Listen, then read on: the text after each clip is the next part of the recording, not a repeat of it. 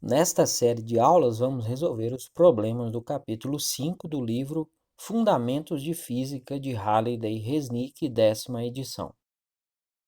Problema 96. Para capturar um nêutron livre, um núcleo deve fazê-lo parar em uma distância menor que o diâmetro do núcleo por meio da interação forte, a força responsável pela estabilidade dos núcleos atômicos, que é praticamente nula fora do núcleo. Supondo que, para ser capturado por um núcleo com um diâmetro d igual a 1,0 vezes 10 a menos 14 metros, um nêutron livre deve ter uma velocidade inicial menor ou igual a 1,4 vezes 10 elevado a 7 metros por segundo, e que a força que está sujeito o nêutron no interior do núcleo é aproximadamente constante, determine o módulo da interação forte. A massa do nêutron é 1,67 vezes 10 a menos 27 kg. Vamos considerar que o nêutron se move no sentido positivo do eixo x. E em sua posição inicial, x0 igual a 0, ele está se movendo com velocidade v0 igual a 1,4 vezes 10 elevado a 7 metros por segundo. Então, age sobre ele a força responsável pela estabilidade dos núcleos atômicos, conhecida como interação forte, que freia este nêutron de tal modo que, quando ele percorre uma distância igual ao diâmetro do núcleo, ou seja, quando ele está na posição x igual a 1,0 vezes 10 a menos 14 metros em relação à sua posição inicial, ele para, ou seja, nesse instante, sua velocidade é v igual a 0. Como o problema diz que esta força é aproximadamente constante, como consequência da segunda lei de Newton, se a força que atua um corpo é constante, a aceleração adquirida por ele também será constante. Aplicando esta lei na direção x, que é a direção no qual se move o nêutron, fica que F, que é a força que age, é igual a m vezes a.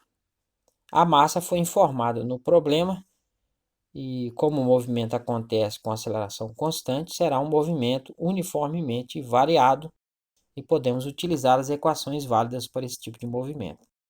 Podemos determinar o valor da aceleração utilizando a terceira equação da lista e, se a gente substituir nela as medidas nulas, ela se torna 0 ao quadrado, que é a velocidade final, vai ser igual a v0 ao quadrado mais 2 vezes o a, vezes x, menos 0, que é o x0.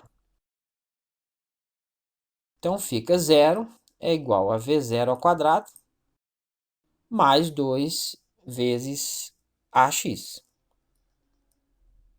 Passando esse v0 ao quadrado para a esquerda, menos v0 ao quadrado é igual a 2ax. Então, o a vai ser menos v0 ao quadrado sobre 2 vezes x. O valor é negativo porque a velocidade está diminuindo. Substituindo a por essa expressão na equação da força, teremos que o F vai ser m vezes menos v0 ao quadrado sobre 2x, que é o valor do a. Então, dá menos m vezes v0 ao quadrado sobre 2 vezes x. Substituindo pelos valores das medidas informadas, ela se torna, o F vai ser menos 1,67 vezes 10 elevado a menos 27, que é a massa, vezes 1,4 vezes 10 elevado a 7 elevado ao quadrado, o V0 ao quadrado, dividido por 2 vezes 1,0 vezes 10 a menos 14, que é a posição final x. Então, dá menos 1,67 vezes 10 elevado a menos 27, e elevando ao quadrado dá 1,96 vezes 10 elevado a 14, e fazendo a multiplicação embaixo dá 2,0 vezes 10 a menos 14. Quando a gente fizer a multiplicação no numerador, multiplicando os números dá menos 3,27 vezes. E multiplicando as potências, eu vou somar os expoentes, menos 27 mais 14, dá menos 13. Então, 10 a menos 13.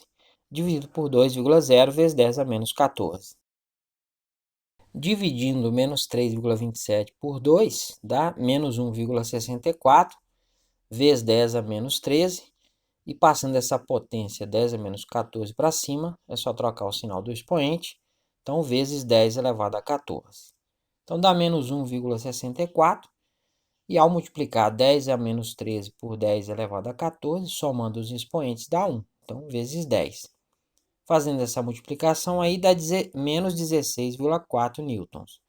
Escrevendo o valor do módulo dessa força com dois algarismos significativos, que é a precisão das medidas utilizadas, ele se torna, o F vai ser 16 newtons.